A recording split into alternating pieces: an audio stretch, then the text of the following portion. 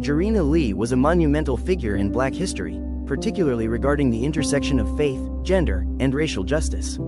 She wasn't just a preacher, she was a pioneer who broke the stained glass ceiling long before the term existed.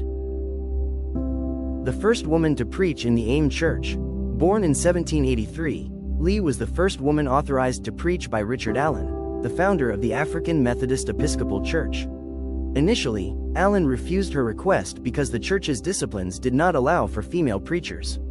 However, after Lee spontaneously stood up during a service in 1819 and delivered a powerful exhortation that moved the entire congregation, Allen was convinced her call was divine.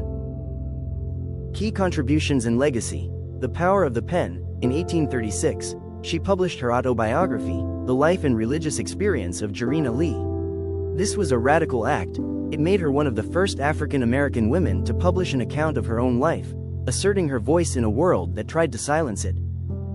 Traveling ministry. Lee was an itinerant preacher, meaning she traveled extensively on foot and by carriage. In 1 year alone, she traveled over 2,000 miles and preached nearly 180 sermons, often facing hostility for both her race and her gender. Why she matters today. Jarena Lee paved the way for generations of Black women in leadership.